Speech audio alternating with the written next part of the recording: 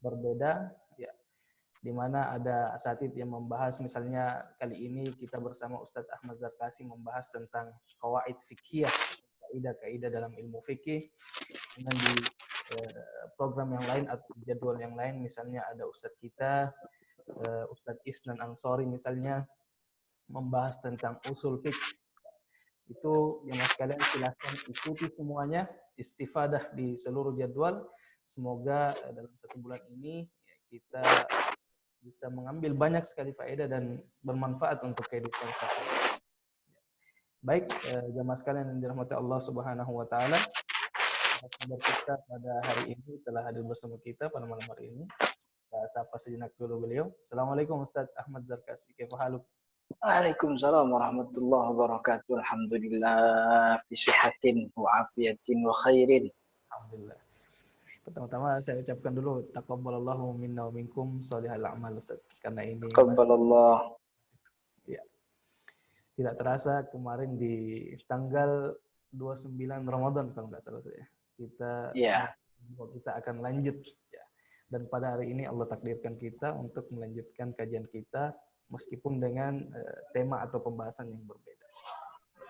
Sebelum kita masuk materi, Ustaz, izinkan saya untuk bertanya, kenapa kemarin kan kita mengambil pembahasan tentang baperan, bahas perkara Ramadan, gitu ya. Dimana untuk jamaah sekalian yang baru bergabung, yang penasaran melihat pembahasan kita di pertemuan-pertemuan yang lalu, bisa dilihat di YouTube Rumah Fikih. Di sana ada video-videonya atau konten-kontennya, bisa juga disaksikan di www.rumahfikih.com. Ustaz, kenapa kemudian kita pada hari ini membahas tentang qawaid fiqhiyah? Iya, bismillahirrahmanirrahim. Assalamualaikum warahmatullahi wabarakatuh. Alhamdulillahi wassalatu wassalamu ala rasulillahi wa ba'du. Teman-teman, Bapak, Ibu yang dirahmati Allah, pada malam hari ini insya Allah kita akan mulai kajian kita di program baru namanya Sekolah Fikih Live. Jadi Bapak Ibu yang baru ngikut hari ini atau malam ini, sebelum ini Ramadan yang lalu kita sudah melakukan program yang sama.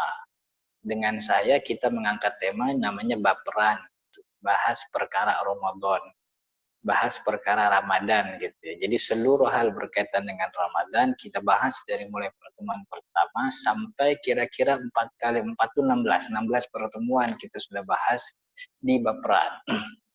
Nah, setelah Ramadan ini, karena Ramadan sudah selesai, maka kalau kita masih terusin baperan jadi nggak relevan gitu ya, karena udah bukan Ramadan lagi gitu.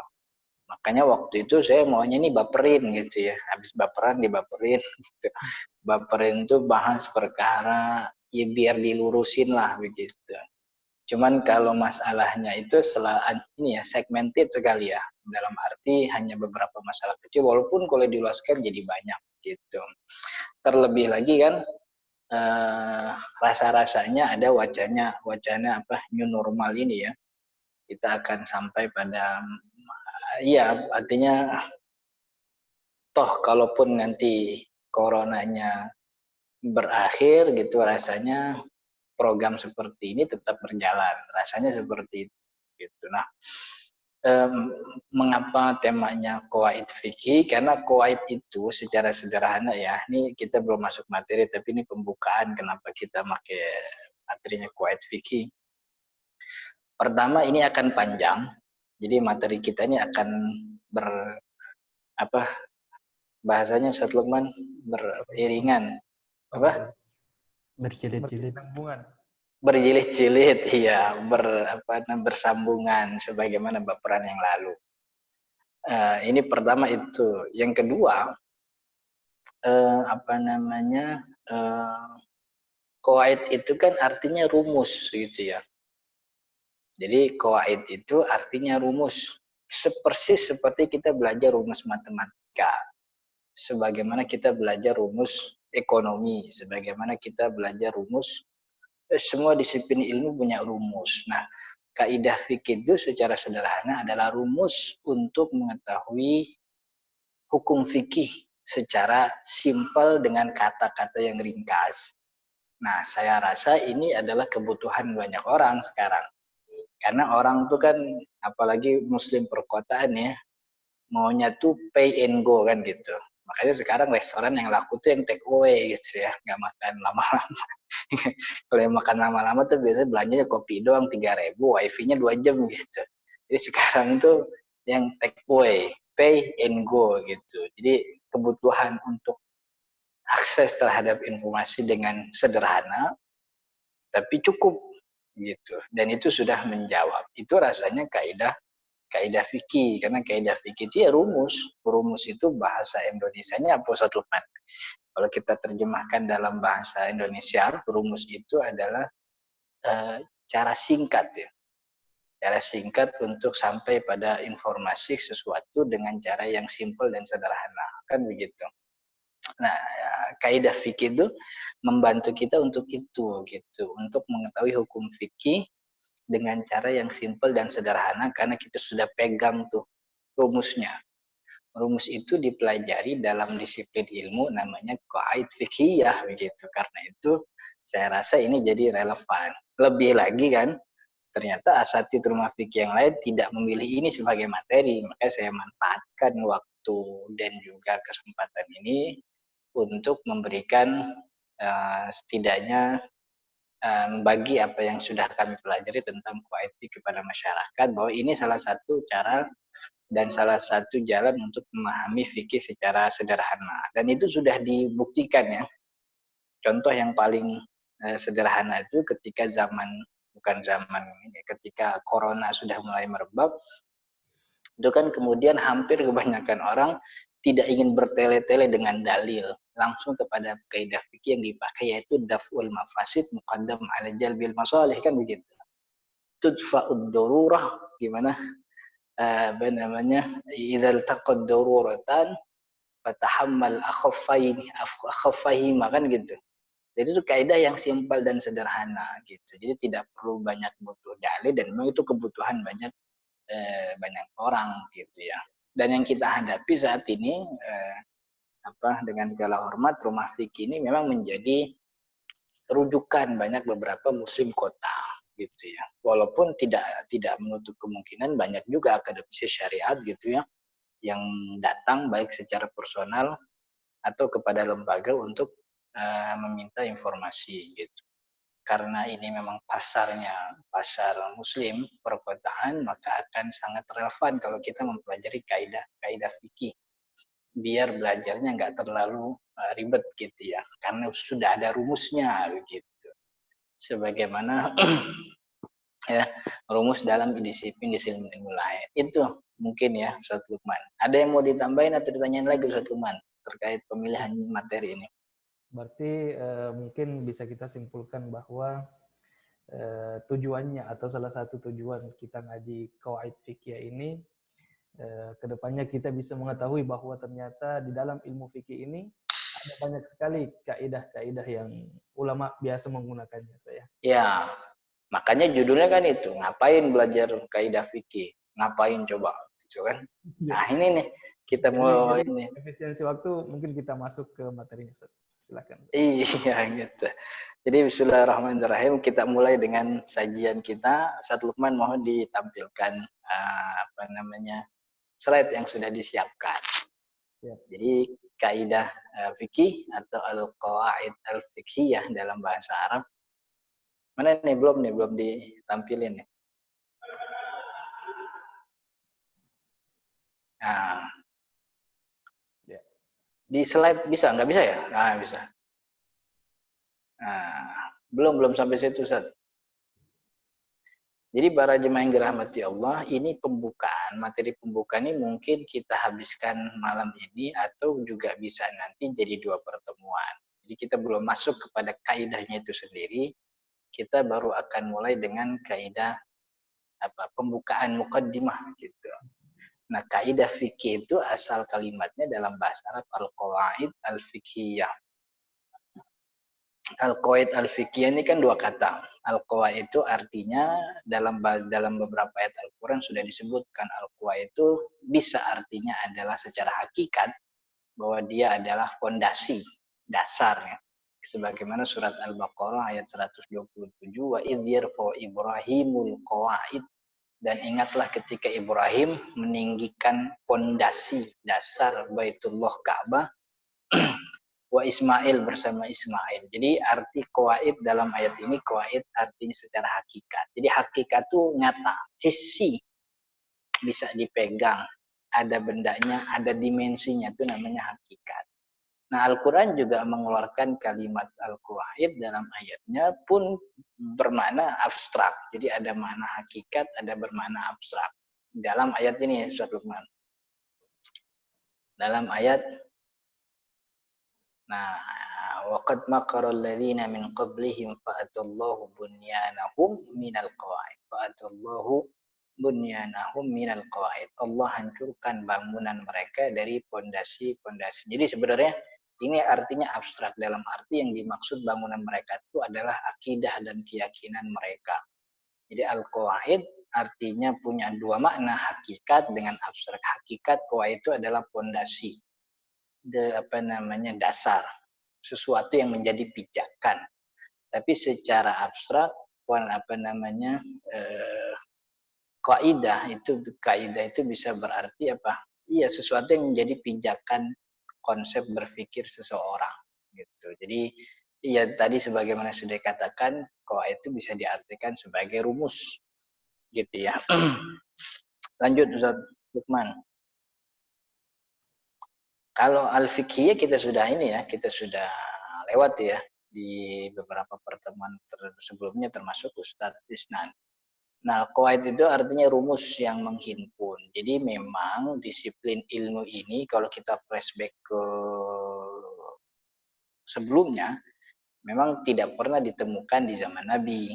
Tapi Nabi sudah membahas ini begitu ya. Sama sebagaimana ilmu tajwid, sama sebagaimana ilmu nahwu, sama sebagaimana ilmu mustalah hadis pun sama kan gitu. Jadi ilmunya tuh sudah ada sejak zaman Nabi. Cuman dia diangkat, dilembagakan menjadi sebuah disiplin ilmu, itu kan belakangan, kan gitu. Ilmu tajwid itu bahkan sejak Nabi Muhammad diutus menjadi Rasul, kan gitu. Apa maksudnya, malaikat Jibril ketika menurunkan wahyu itu kepada Nabi Muhammad SAW membacanya dengan tajwid, dengan idgham, dengan gunnah, dengan ikhfa, dengan yang lain-lainnya semua itu. Jadi ilmunya memang sudah ada di zaman Nabi. Bahkan banyak beberapa sabda Nabi Muhammad SAW yang dijadikan sebagai kaidah. Karena banyak sabda Nabi Muhammad itu yang karakternya itu seperti rumus gitu. Karakter sabda Nabi itu seperti rumus. Karena memang Nabi Muhammad termasuk orang yang dianugerahkan, dan beliau adalah satu-satunya di antara kita yang dianugerahkan oleh Allah jawami'ul kalim. Orang yang ngomongnya sedikit tapi maknanya tuh padat gitu. Semacam ini sabda Nabi Muhammad tuh gimana? Al-bahru at-tahuru ma'uh al-hillu maitatuh. Nah, ini kan sabda Nabi. Tapi jadi rumus, jadi kaidah. Al-bahru, laut itu, hillu at-tahuru ma'uh, airnya suci, wal hillu maitatuh, dan bangkainya suci. Ini maka mencakup segala hal yang berkaitan dengan jadi rumus nih. Ini sabda Nabi yang jadi rumus. Jadi kalau ditanyakan qawaid fikih itu dari mana? Dari zaman Nabi sudah ada. Cuman dilembagakannya tuh agak belakangan. Nanti ada slide di mana kita akan mempelajari sejarah qawaid, sejarah perkembangan qawaid fikih. Tapi yang pasti bahwa qawaid itu rumus. Maka apa-apa yang disebutkan oleh ulama-ulama terdahulu jadi selain dari sabda Nabi, selain dari ayat Al-Quran, itu kan juga disarikan dari fatwa-fatwa ulama, dari kalamnya Imam Syafi'i, dari kalamnya ulama yang dahulu, Imam Ahmad bin Sulaiman, Imam Ibrahim An-Nakhai, kemudian Zuhri, yang lain-lain disarikan. Nah, mensarikan fatwa mereka itu kan dengan kalimat yang panjang, itu kan nggak cocok, tidak sesuai dengan karakter sebuah rumus. Rumus itu harus simple, rumus itu harus ringkas gitu ya. Karena itu kemudian belakangan diolah akhirnya menjadi sebuah rumus. Jadi sumbernya tuh bisa sabda Nabi Muhammad, sumbernya bisa Al-Qur'an Karim, sumbernya juga bisa apa namanya fatwa ulamanya itu sendiri. Jadi ya bahwasanya yang kita ingin menegaskan yang namanya kaidah atau yang namanya kaidah karakter rumus itu harus simpel dan ringkas, tidak bertele-tele gitu. Jadi kalau itu artinya kalau kita Indonesia kan rumus gitu ya. Nah, kalau fikih kan ilmu yang membahas hukum syariat yang berkaitan dengan perbuatan mukallaf. Itu bahasa Indonesianya. Kalau bahasa Arabnya gimana Ustaz Lukman? Al-ilmu bil ahkam asy-syar'iyyah al-muta'alliqah bi af'alil mukallafin al-mustanbatah min adillatiha at-tafsiliyah kan gitu. Jadi fikih itu ilmu yang membahas tentang hukum syariat berkaitan dengan perbuatan mukallaf. Nah, hukum-hukum itu kemudian dikumpulkan masalah-masalahnya, ternyata punya kesamaan tuh. Oh, ini masalahnya sama, ini ilahnya sama, oh ini sebabnya sama, oh ini sama, sifatnya sama, lalu dibuatkan satu kaidah. Jadi hal-hal yang punya kemiripan begitu, punya kesamaan, maka kaidahnya itu gitu. Maka dalam istilah lain ilmu qawaid fikih itu sering juga disebut dengan istilah al-ashbah wan nadhair gitu. Nah, nantilah. Itu kemudian yang melatar belakangi para ulama merangkumkan atau membentuk Iya, ilmu gitu. iya, itu fase nanti kita belajar. Itu fase di mana ulama belum berselisih namanya nih apa gitu. Namanya apa? Namanya tuh ada yang bilang qawaid fikih, ada yang bilang al-ashbah wan nadhair, ada yang bilang al-furuq, ada yang bilang apa namanya lagi apa sih istilahnya? An-nadhariyah fikih macam-macam gitu. Cuman tuh umumnya dia adalah sebuah rumus. Terus lanjutkan Ustaz Lukman. Nah, ini baru kita ngomong fungsi nih. Ngapain belajar qawaid fikih? Nah, Imam Al-Qarafi termasuk ulama yang menyebut qawaid fikih dengan istilah al-furuq. Beliau mengatakan dalam kitabnya Anwa'ul Buruq fi Anwaril Furuq, man dhabita al-fiqh bi qawaidihi, siapa orang yang mengikat masalah fikih itu dengan kaidah, istagna an hifdzi aktsaril juz'iyat, maka ia tidak perlu lagi menghafal banyak masalah cabangnya. Paham maksudnya Sulman? Masalah wudhu ya. Coba masalah wudhu. Satu aja masalah. Itu kan masalahnya banyak. Dari mulai airnya, dari mulai nyentuh lawan jenisnya, dari mulai pembatalnya. Jadi satu masalah toharo, masalah wudhu itu masalahnya banyak. Tapi kalau orang udah punya ngapalin atau punya perbenaran kaidah, punya rumus, dia kan gak usah ngapalin hukum-hukum itu sendiri. Tinggal pakai rumus ya kan gitu. Idza apa gimana? Al-yaqinu la yuzalu bisyak. Orang kalau udah apa namanya ngusap basuh muka, kemudian setelah wudhu dia ragu-ragu apakah mukanya sudah dibasuh atau tidak begitu ya, maka yang berdiri adalah al yakin, keyakinannya. Yakinnya sih dia udah selesai, orang udah nyampe kaki berarti pahala tuh udah kena begitu, maka keraguan-raguan itu dihilangkan kan gitu. Jadi nggak perlu lagi ngapalin ini kalau ragu hukumnya gimana, ntar kalau lupa hukumnya gimana, kalau nyentuh perempuan tapi kita juga ragu tuh perempuan apa bukan, nyentuh aja kan gitu. Nah itu salah satu fungsinya. Siapa yang mengikat masalah fikih dengan kaidah tidak perlu lagi menghafal banyak cabangnya. Lindirajiha bil kulliyat, karena kesemuanya itu berada di bawah rumusan besar kaidah fikih. Itu kata Imam Al-Qarafi dalam kitabnya Anwarul Buruq fi Anwaril Furuq. Nah ada lagi nih Ustaz Lukman. Ini perkataan Imam As-Suyuti. Jadi Imam As-Suyuti ini Jalaluddin As-Suyuti punya kitab namanya Al-Ashbah wan Nadhair. Dalam jajaran Asy-Syafi'iyah, Al-Ashbah wan Nadhairnya Imam As-Suyuti nomor 3. Jadi sebelumnya sudah ada kitab Al-Ashbah wan Nadhair gitu ya. 2 sebelumnya, sebelum Imam Jalaluddin As-Suyuti. Pertama Imam Ibnul Wakil, ya, Muhammad bin Umar. Kemudian yang kedua ya Jalaluddin As-Subki, kemudian baru Jalaluddin As-Suyuti. Jadi ada 3 al-ashbah wa nadhair itu dalam dan semuanya masalah kaidah fikih semuanya. Cuman memang tadi ya penyebutan kaidah fikih itu beda-beda. Ada yang bilang al-ashbah wa nadhair sebagaimana Imam Jalaluddin Asyuyuti. Nah, kata Imam Jalaluddin Asyuyuti, "Ilam anna fannal ashbah wa nadhair fannun alim." Ketahuilah bahwa disiplin ashbah wa nadhair ini disiplin yang baik ya. Fannun azim itu lebih tepatnya kalau kita artikan apa Ustaz Lukman? Ini disiplin ilmu yang Penting. agung, yang besar begitu ya. Bihi yutala ala haqa'iqil fikih, dengan disiplin ini hakikat masalah fikih bisa terlihat serta jalannya. Jalur bagaimana menghukum itu kelihatan dan juga sebabnya. Kenapa sebabnya? Ilahnya itu ketahuan dan memberikan kepahaman ini sih. Memberikan kepahaman serta bisa menghargai. Jadi kalau sudah tahu ilmu atau satu kaidah, bukan cuma dia paham masalah itu, dengan kaidah itu juga dia bisa menghadirkan masalah lain di bawah bab yang sama gitu ya. Contohnya ad-dararu yuzal, segala jenis mara bahaya itu mesti dihilangkan gitu ya. Nah, ini kan kaidah umum nih. Dari masalah ini kita bisa bilang bahwa kalau contoh sekarang ya, berkumpul di tengah kerumunan gitu, dalam kondisi yang kotor, berkeringat dan seterusnya, itu sangat mungkin terpapar virus corona. Dari situ kan dia bisa mengambil kesimpulan gitu.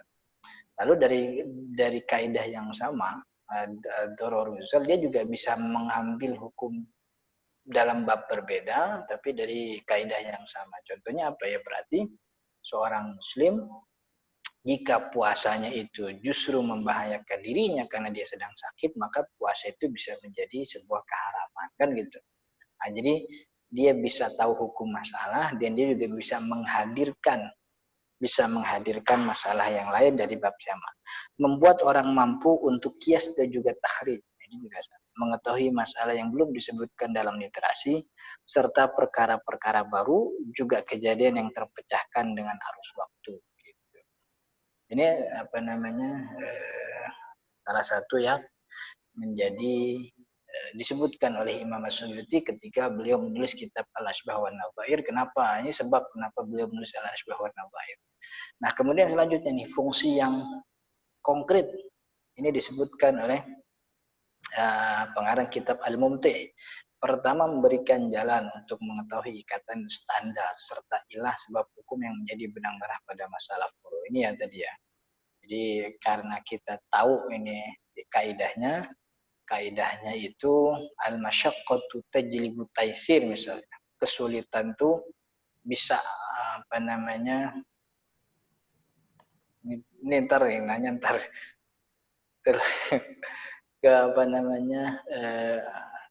kesulitan tuh bisa menghadirkan kemudahan. Itu kan itu benang merahnya bahwa syariat itu tidak mungkin memberikan kesulitan kepada hambanya. Maka dalam hal menjalankan ibadah yang itu justru mendatangkan kesulitan, syariat mesti punya solusi yang menurunkan level level keharusannya menjadi lebih rendah, kan gitu. Seperti yang nggak bisa berdiri jadi duduk, kan gitu. Seperti yang haram jadi boleh, cuma dengan kadar tertentu. Karena semua masalah diikat dalam satu kaidah menghimpun serta memudahkan dalam mempelajari hukum fikih dengan cara yang sederhana. Kemudian yang kedua, memperkaya wawasan dan disiplin ilmu fikih. Di sisi lain bisa membantu dalam memecahkan masalah fikih karena tahu benang merah masalah. Kemudian yang ketiga,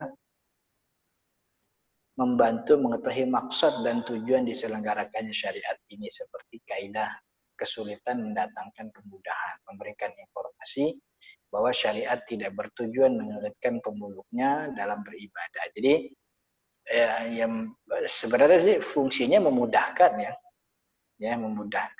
memudahkan untuk orang mempelajari fikih. Tapi dalam kemudahan itu justru melahirkan manfaat-manfaat lain seperti tahu benang merahnya, kan begitu. Kemudian yang keempat nih, yang disukai banyak orang, penyimak fikih dari kalangan non-akademis melihat fikih menjadi lebih sederhana dan simpel. Bahkan beliau itu menyebutnya dalam kitab Al-Mumti', beliau menyebutkan yastati'ul ami ayahkuma fi badi'ir ra'i. Jadi dia bisa menghukumi satu masalah dengan seketika karena dia tahu kaidahnya gitu. Walaupun dia bukan seorang faqih, tapi karena dia tahu banyak kaidah, dia bisa menghukumi fi badi ra'i ya. Badi ra'i itu apa? Kalau bahasa ini, Ustaz Lukman. Ya langsung gitu ya. Walaupun mungkin sifatnya masih objektif. Tapi karena malakah, kemampuan dia punya banyak pengetahuan tentang kaidah, dia secara langsung bisa menghukumi itu walaupun sifatnya subjektif. Dan itu kita bisa saksikan di banyak media sosial. Itu kan kalau media sosial di Facebook, di Instagram ada sajian informasi agama, itu kan komentarnya tuh on the spot kan, komentarnya tuh kita dikayakan oleh para komentator yang kita nggak tahu dia alumni mana, tapi ternyata dia tahu tuh kaidahnya. Nah, itu kan dia mempelajari salah satu kaidah sehingga secara on the spot, apa sih kalau bahasa Indonesia cuman badi roh itu enaknya apa sih? Ya kan? Ya itu ya. Badi roh. Iya, spontan, secara spontan dia bisa menghukumi gitu. Nah, kemudian nah ini jadi dari 4 fungsi ini kira-kira fungsi mana yang cocok dengan kita semua gitu. Nah, 1 kah, nomor 2 kah, nomor 3 atau nomor 4. Kalau nggak ada yang cocok, ya wassalamualaikum dah akhirnya kan gitu. Nah, cuman nggak usah lah, tetap mengikuti. Jadi ini salah satu fungsi yang disebutkan oleh Ad-Dusiri. Ad-Dusiri salah satu ulama Saudi Arabia dalam kitabnya Al-Mumti fi Qawaid Al-Fiqhiyah. Kemudian selanjutnya Ustaz Lukman, nah sebelum nanti kita akhirnya tanya jawab, hubungan dengan kaidah usul fikih. Hubungannya apa nih? Hubungan qawaid fikih dengan Ustaz Lukman, nanti file muqaddimah qawaid fikih ini kan saya share melalui link ya. Ada link, jadi linknya nanti ditaruh saja di kolom chat biar para jemaah, teman-teman, Bapak Ibu bisa download juga gitu ya. Bisa download jadi bisa dimiliki, kemudian di print kalau bisa, kemudian dicoret-coret apa yang perlu dicoret-coret. Sekarang masuk ya, lanjut ya. Hubungannya apa nih Ustaz Lukman? Hubungan dengan kaidah usul fikih. Bagaimana hubungan kaidah fikih dengan kaidah usul fikih? Kira-kira bagaimana Ustaz Lukman? Sama-sama ini mungkin sama-sama merupakan bentuk rumus.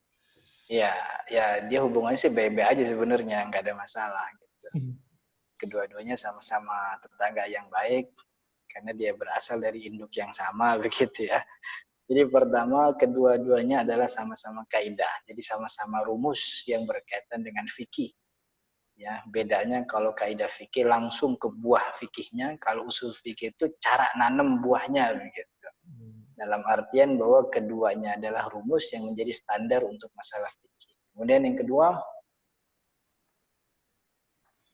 keduanya sama-sama menjadi alat menghasilkan hukum. Jadi semua keduanya sama-sama menjadi alat menghasilkan hukum. Ini yang disebut dengan persamaan.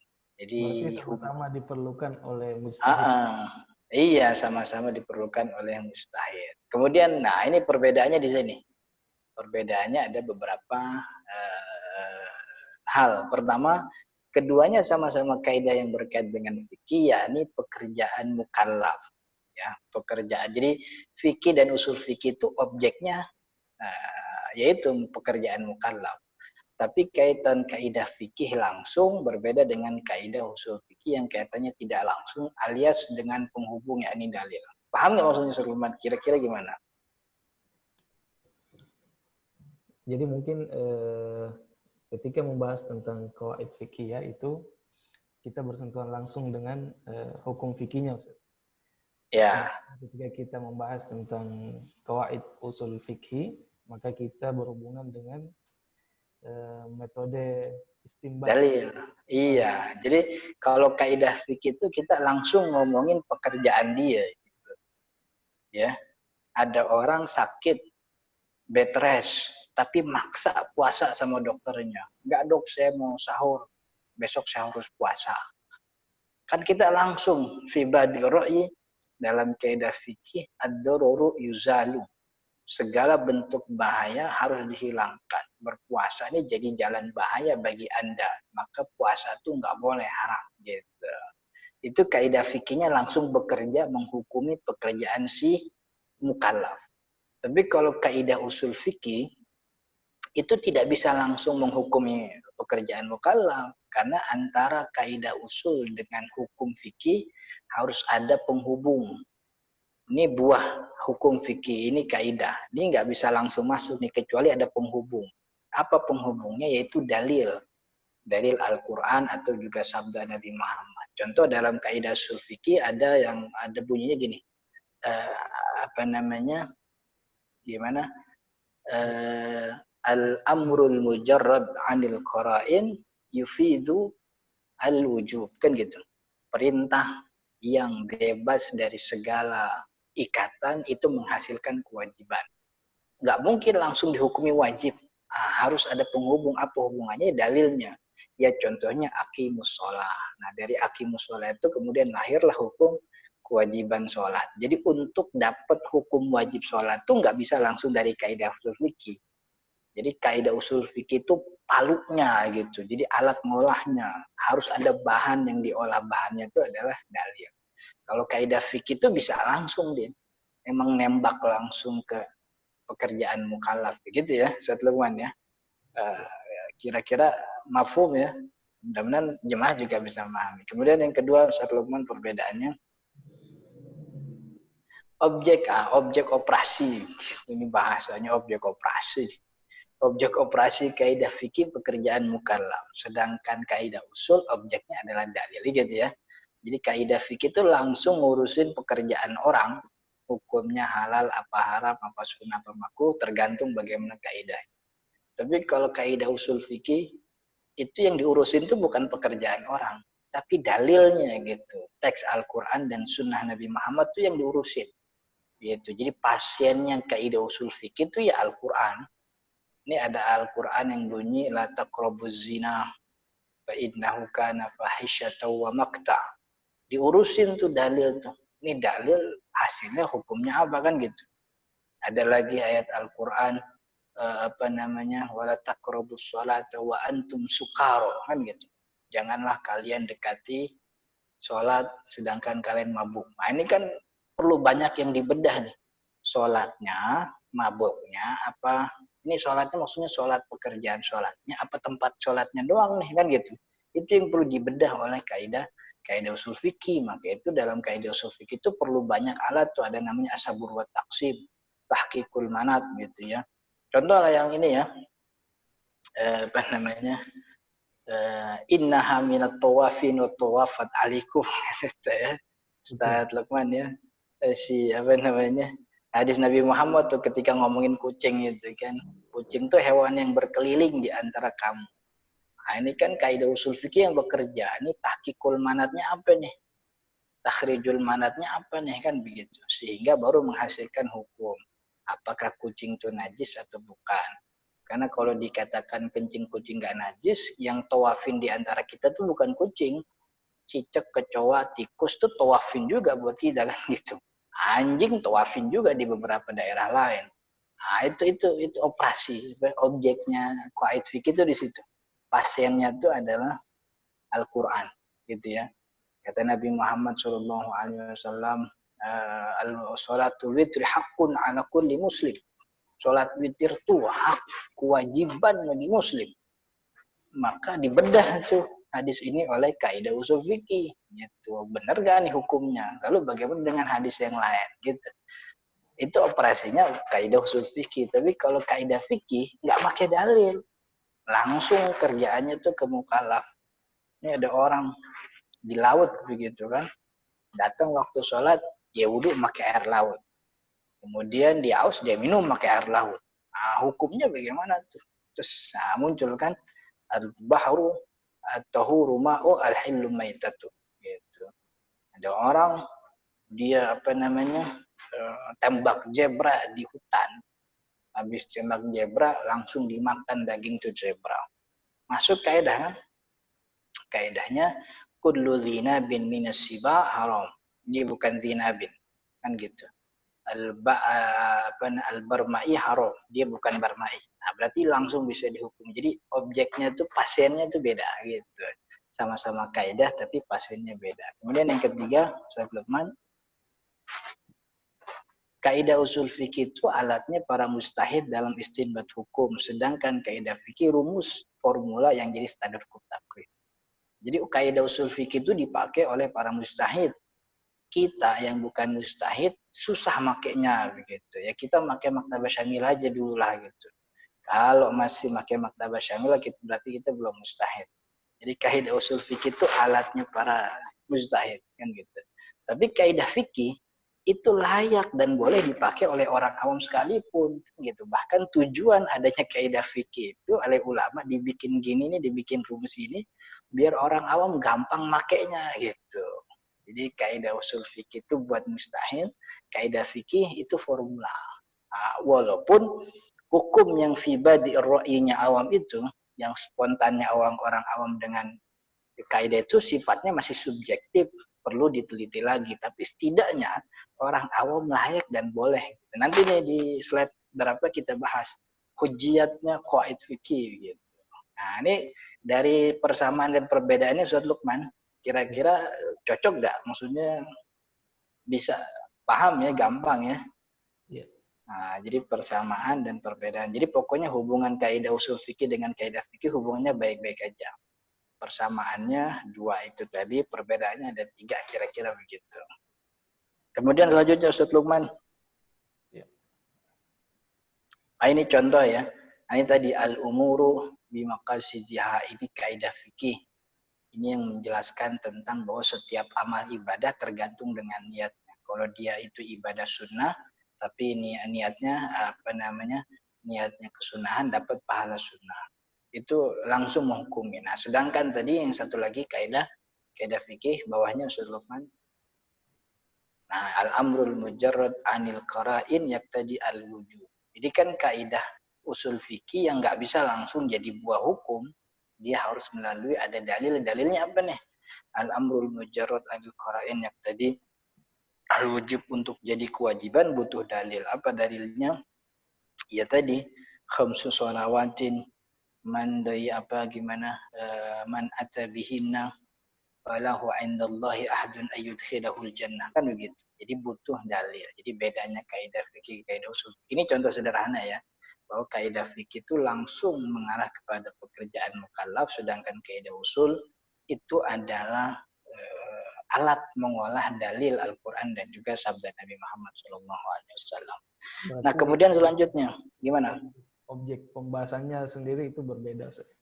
Ya, objeknya berbeda. Walaupun ujungnya sama, ujungnya kan jadi buah hukum gitu. Baik. Nah, kemudian selanjutnya hubungan dengan ad-dhabit al-fiqhi. Gimana Ustaz Lukman hubungannya? Ya hubungannya baik-baik saja ya, gitu ya. Nggak ada masalah apa-apa dia. Iya.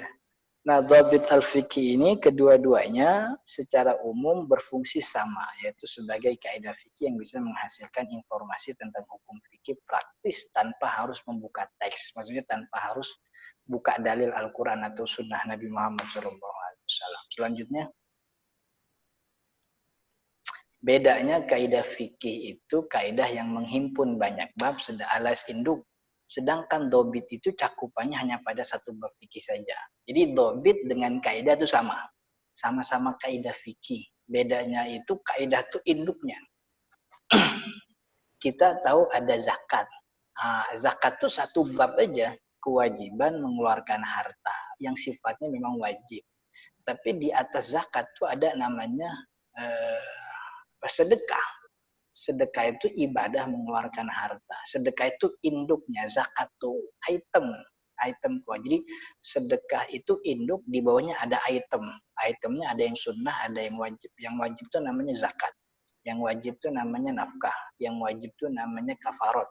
Yang wajib itu namanya fidyah. Nah, jadi induknya itu sedekah. Zakat itu item yang menginduk kepada sedekah. Gitu juga kaidah dan dhabit. Kaidah fikih itu induk, dhabit itu adalah kaidah yang menginduk kepada kaidah fikih itu sendiri. Nah, contohnya ini, lebih rinci saya. Kalau dobit. Ah, iya, dobit itu lebih rinci. Nah, iya karena memang dobit itu adalah satu bab, maka dia lebih rinci. Sedangkan kaidah fikih itu kan masalahnya untuk semua masalah fikih. Karenanya teks atau apa namanya karakternya kaidah itu ya simpel sederhana, dia mengarah kepada semua bab hukum. Karena seperti al-masyaqqatu tajlibut taisir, kesulitan mendatangkan kemudahan.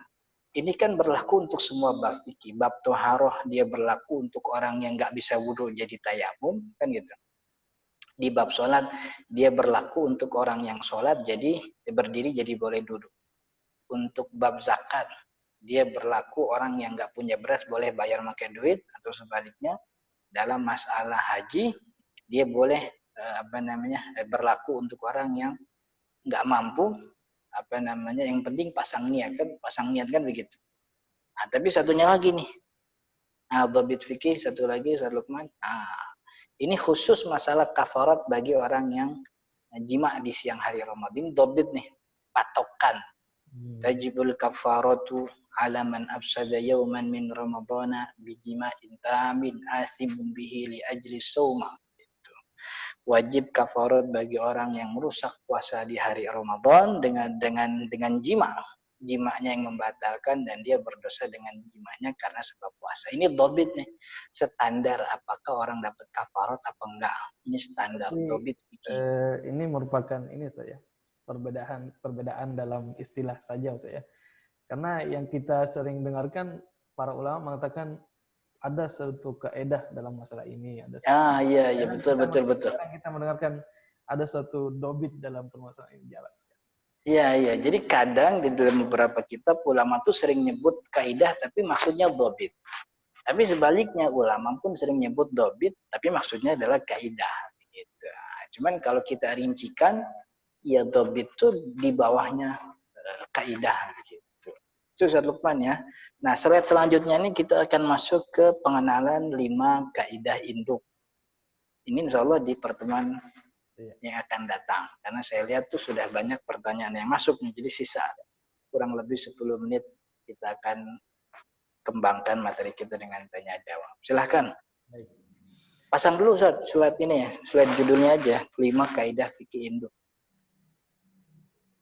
Nah ini ya 5 kaidah fikih induknya akan kita pelajari di pertemuan akan datang. Insya Allah di hari apa Ustaz Lukman? Hari Selasa ya. Tanggal 2 itu hari Selasa. Tanggal 2 Juni insya Allah kita mempelajari 5 kaidah fikih induk. Kalau dalam bahasa Arabnya al-qaid al-fiqhiyah al-kubro.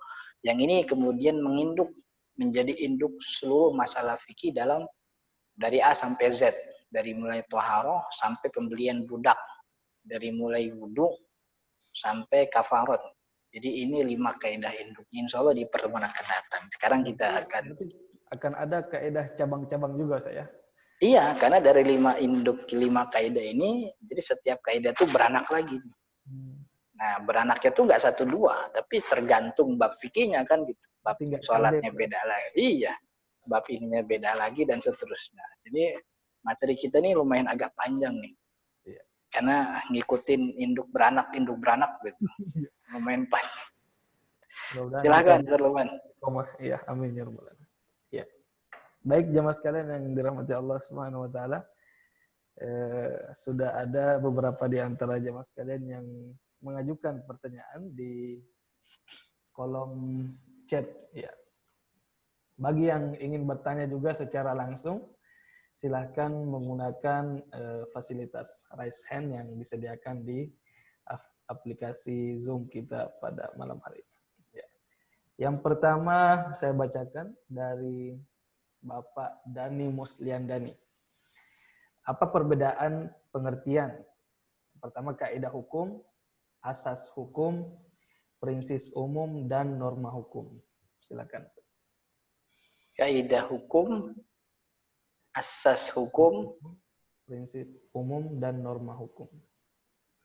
Norma hukum. Jadi kaidah hukum, kita nggak belajar ya, bukan kita ya, saya tidak mempelajari jenis hukum dalam redaksi yang seperti itu gitu ya. Mungkin dalam materi hukum yang sifatnya jurisprudensi itu dipelajari, tapi saya mempelajari ada yang namanya al-qawaid al-fiqhiyah, kemudian juga ada yang namanya maqasidus syariah gitu ya. Maqasid itu bisa disebut dengan istilahnya falsafah hukum. Maqasid itu. Jadi tujuan diselenggarakannya hukum oleh Allah dan Rasulnya ini punya tujuan, punya maksud. Maksudnya itu ya 5 tadi, menjaga diri, menjaga agama. Nah, 5 maksud ini kemudian untuk mengaplikasikan 5 tujuan ini, hifzuddin, yang pertama itu hifzuddin apa hifzun nafs, Ustaz Luqman? Hifzun nafs.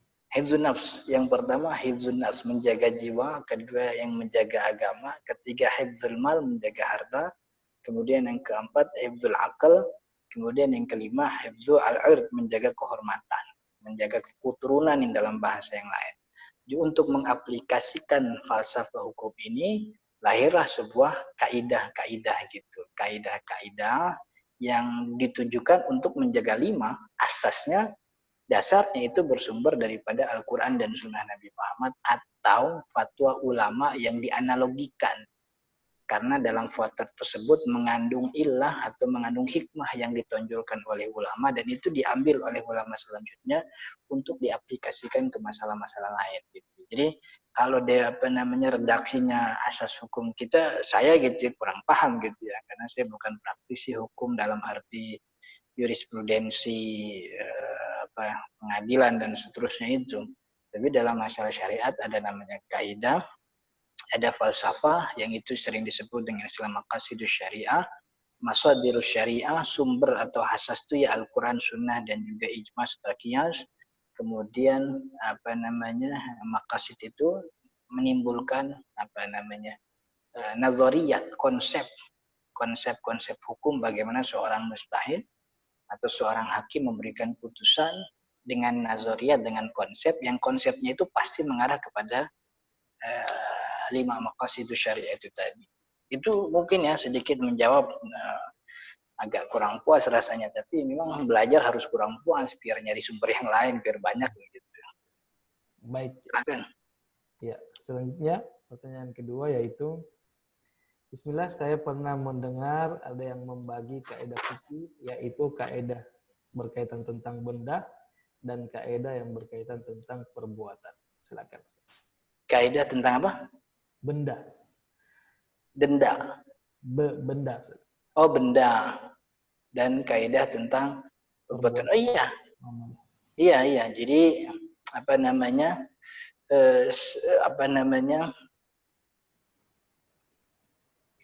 kalau bahasa sederhananya itu hukmul ayan wa hukmul a'mal gitu ya. Hukum untuk benda. Hukum benda itu biasanya cuman najis atau suci, atau dia halal atau haram.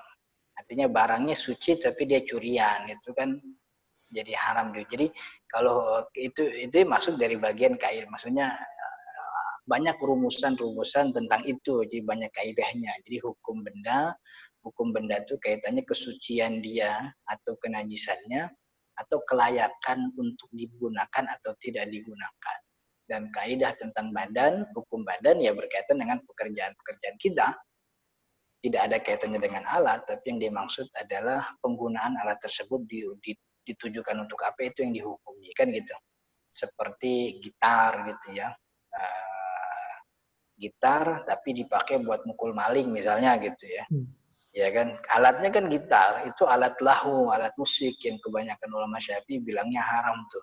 Tapi kalau dipakai buat mukul maling dan itu bagian dari hifdzu al-mal dan dia tidak punya cara lain, lamat fa'alahu kan gitu, dia nggak punya cara lain kecuali itu, maka hukumnya kan yang jadi objeknya itu bukan gitarnya, tapi jadi itu betul ada memang pembagian itu, tapi tidak ini ya, saya dengan referensi yang minim gitu ya, saya tidak menemukan ada pelembagaan dua hukum tersebut. Ini hukum benda, ini hukum pekerjaan gitu. Tapi itu disinggung oleh banyak ulama setiap masalah membahas satu masalah tertentu. Itu Ustaz Luqman. Antum ada pertanyaan? Atau mungkin Ustaz yang dimaksud pertanyaan itu hukum terhadap objek dan hukum muamalah gitu Ustaz. atau gimana? Hukum objek, hukum muamalat. Maksudnya gimana?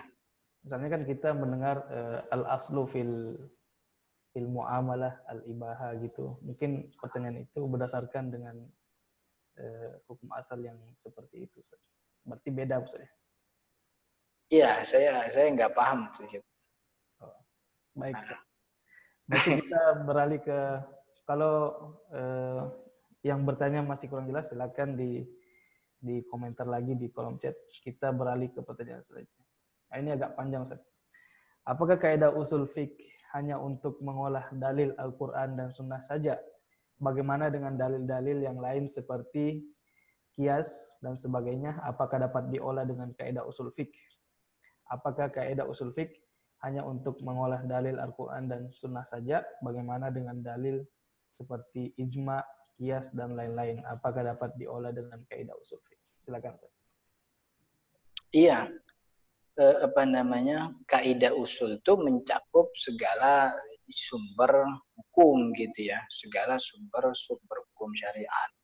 Masalahnya sumber hukum syariat itu ada yang diperdebatkan, ada yang diperselisihkan. Kalau dikatakan kaidah usul fikih itu untuk mengolah dalil, ya memang tujuannya itu begitu.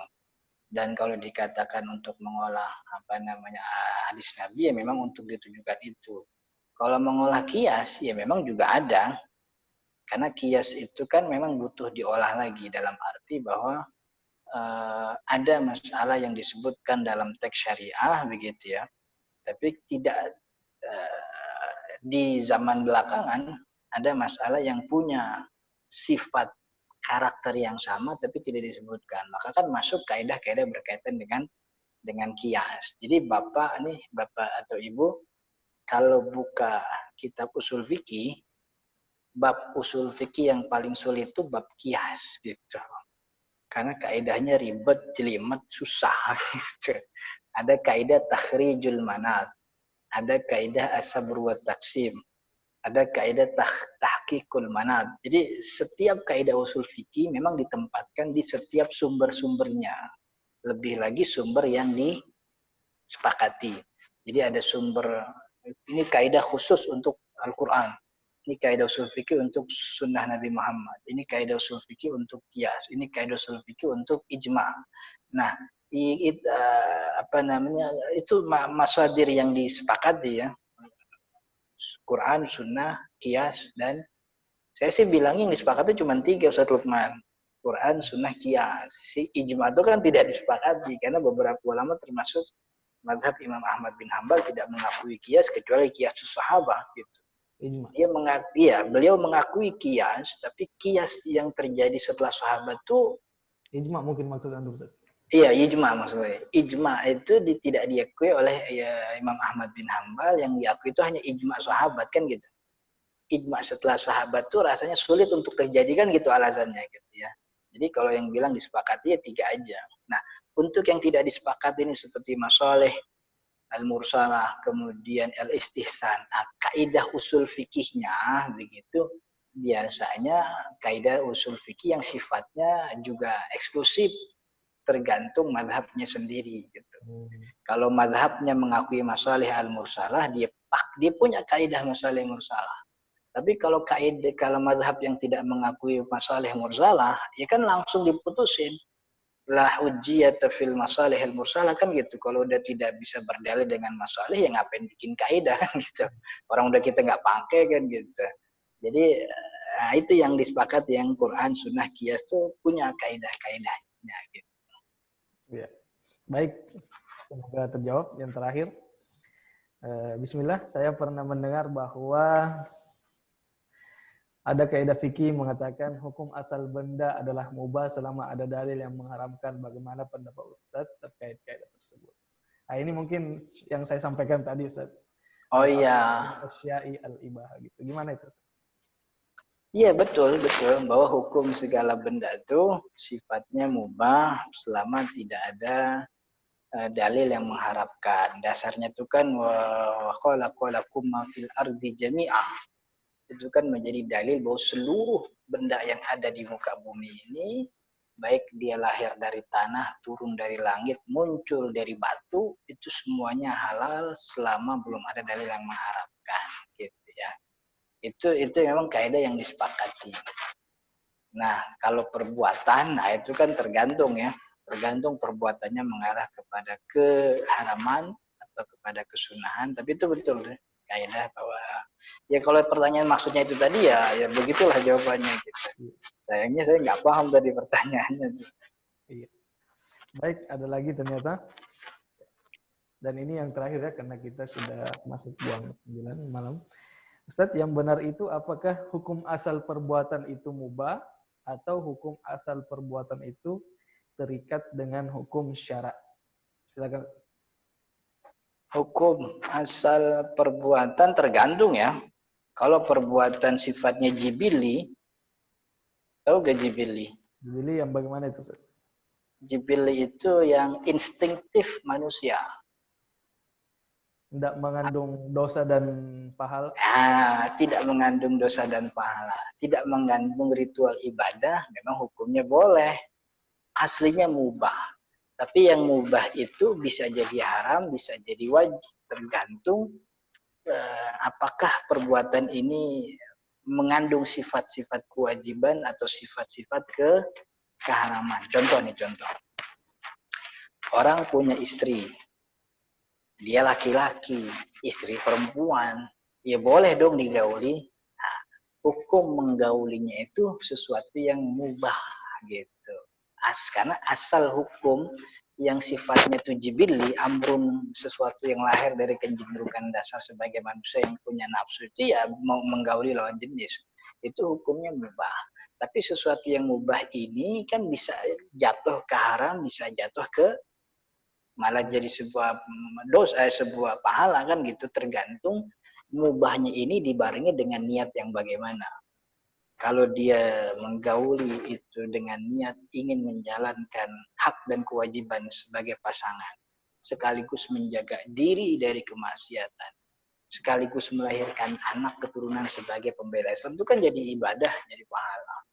Tapi kalau menggaulinya dengan tujuan ya yang buruk begitu ya, kita nggak bisa jelasin nih sesuatu yang buruk gimana maksudnya gitu. Perzinahan. Tapi ya bukan cuma perzinahan, karena ada pasangan yang sah pun menggauli pasangannya dengan tujuan yang buruk gitu ya, melukai, mencederai dan sebagainya, itu kan jadi haram. Itu kalau perbuatan yang sifatnya jibili. Nah, kalau perbuatan yang sifatnya mengandung ritual ibadah begitu ya, memang ini yang jadi perdebatan nih. Antum kalau nanya saya, al-aslu fil ibadah atau kif.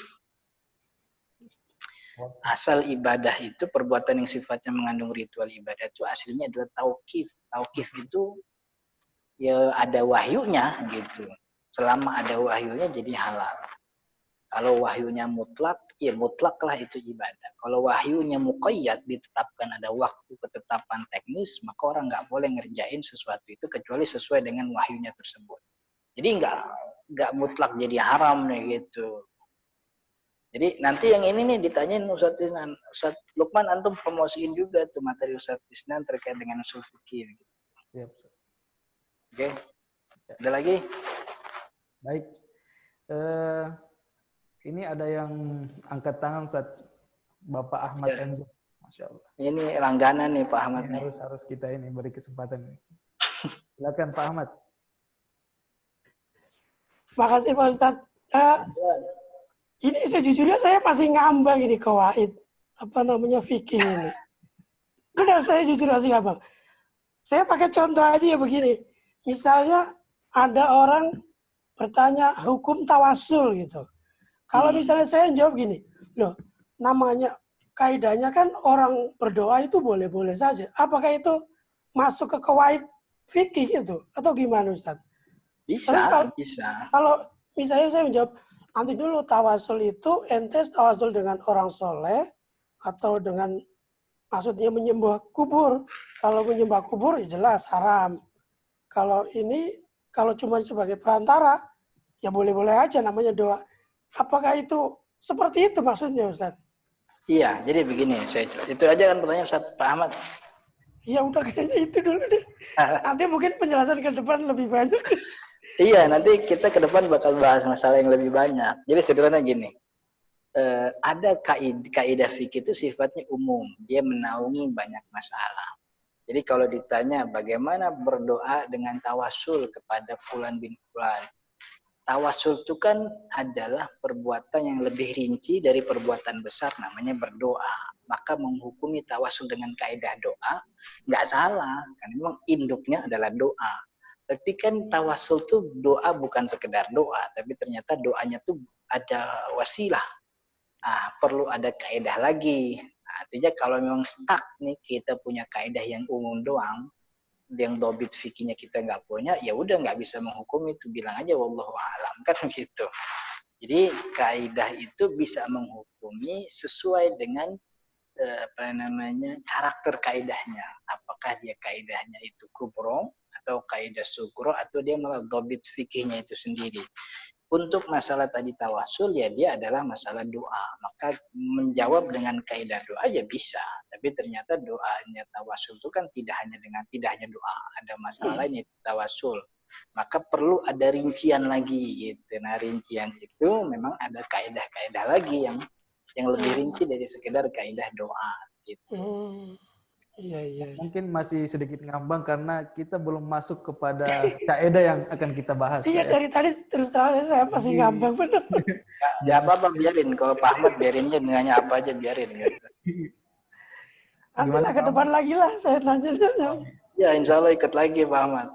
Iya, insya Allah di pertemuan selanjutnya kita akan masuk ke kaidah-kaidah kubro, insya Allah. Ada lagi Ustaz Lukman, ada lagi nggak? Satu lagi. Ya, dan ini terakhir ya, karena udah. Assalamualaikum Pak Ustadz, bagaimana tanggapan Ustadz terkait kaidah laukana khairan la sabakuna ilaihi? Apakah ini kaidah usul atau kaidah fikih? Itu bukan kaidah usul, itu bukan kaidah fikih.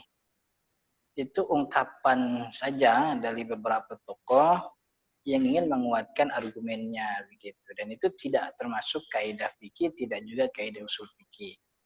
Mungkin ini lebih cocok ke materi usul fikih ya, nanti Ustadz Isnan bisa menjelaskan. Tapi sependek yang saya pelajari, sepanjang yang saya pelajari, sependek yang saya tahu, itu bukan kaidah fikih, bukan juga kaidah usul fikih gitu. Itu ungkapan saja yang diungkapkan oleh beberapa tokoh muslim sebagai bentuk penguatan gitu atas argumen yang ingin diungkapkan. Gitu Ustaz Luman. Ya. Baik, jemaah sekalian yang dirahmati Allah Subhanahu wa taala. Terima kasih Ustaz atas materinya pada malam hari ini. Ya, jemaah sekalian yang dirahmati Allah, insya Allah. Ya, saya ingatkan lagi Ustaz Lukman ya. Jadi materi ke depan tuh kita akan bahas kaidah fikih induk yang 5. Sekaligus kita bahas sejarahnya ya. Kita belum bahas nih sejarah kaidah kaidah fikih ini dari mana munculnya, siapa tokohnya, kitab apa yang pertama ngeluarin, siapa yang lembagain, terus waktu opening kitabnya tuh siapa yang potong pita, kita belum gitu ya. Kita belum bahas itu. Insya Allah di pertemuan yang akan datang. Jadi saya mengundang Bapak Ibu yang dirahmati Allah, pertemuan yang akan datang untuk tetap hadir dan sekaligus ajak saudara, saudari, teman, kerabat untuk bisa mengikuti materi ini. Insya Allah jadi jalan amal bagi kita semua, sekaligus jadi silaturahmi bagi saya dan juga para Bapak Ibu yang dirahmati Allah. Ya. Baik, jemaah sekalian yang dirahmati Allah, karena tadi kita juga sempat menyinggung masalah usul fiqh, maka saya sebagai host menghimbau kepada jemaah sekalian untuk hadir juga di dalam kajian ustadz-ustadz rumah fikih yang lain dalam program Sekolah Fikih Live ini, yaitu Ustadz Isnan Ansori LCMAG membahas tentang usul fiqh, yang dimana besok insya Allah beliau akan membahas tentang salah satu dalil syariat yang mukhtalaf fi, yang diperselisihkan oleh para ulama, yaitu al-istislah. Di sana bapak-bapak dan ibu-ibu sekalian bisa mendalami dalil-dalil syariat, ya, terkhusus dalam ilmu usul fikih. Jadi jamaah sekalian yang dirahmati Allah Subhanahu wa taala, itu saja yang bisa kita sampaikan pada kesempatan kali ini. Semoga bermanfaat bagi kita semua. Kita ucapkan terima kasih kepada Ustadz kita, Ustadz Ahmad Zarkasi LC atas materinya pada hari ini. Ya, insya Allah semoga kita istiqomah dalam kajian-kajian kita berikutnya. Dan untuk mengetahui info-info lebih lanjut mengenai kajian sekolah fikih ini, bisa dengan memasuki website rumahfikih.com atau website sekolahfikih.com, atau mungkin di Instagram Rumah Fikih, bisa di-follow, bisa juga melalui fanpage atau halaman Facebook Rumah Fikih Indonesia, dan bisa juga dengan mensubscribe dan menyalakan lonceng di channel atau kanal YouTube Rumah Fikih Indonesia. Ya, itu jalur-jalur untuk mengetahui info-info kajian di Rumah Fikih atau Sekolah Fikih yang kita laksanakan. Kemudian bagi jamaah yang ingin mendaftar dalam sekolah fikih atau kajian virtual, bisa dengan mendownload aplikasi sekolah fikih di Play Store. Ya, bagi jamaah yang ingin menuntut ilmu fikih khusus secara virtual, bisa mendownload aplikasi sekolah fikih di Play Store. Ya, itu saja yang bisa kita ambil faedahnya pada malam hari ini. Sekali lagi saya ucapkan terima kasih kepada Ustadz Ahmad Zarkasi. Kepada jamaah sekalian juga terima kasih atas perhatiannya. Semoga kita diberikan keistiqomahan oleh Allah Subhanahu wa taala untuk hadir dalam kajian virtual kita, dan semoga kita diberikan kemudahan untuk memahami apa yang kita bahas di pertemuan-pertemuan kita. Amin ya rabbal alamin. Mari kita tutup dengan sama-sama membaca doa kafaratul majelis. Subhanakallahumma bihamdika asyhadu an la ilaha illa anta. Saya Lukman Sapri mewakili seluruh kru yang bertugas mengucapkan Assalamualaikum warahmatullahi wabarakatuh. Assalamualaikum warahmatullahi wabarakatuh.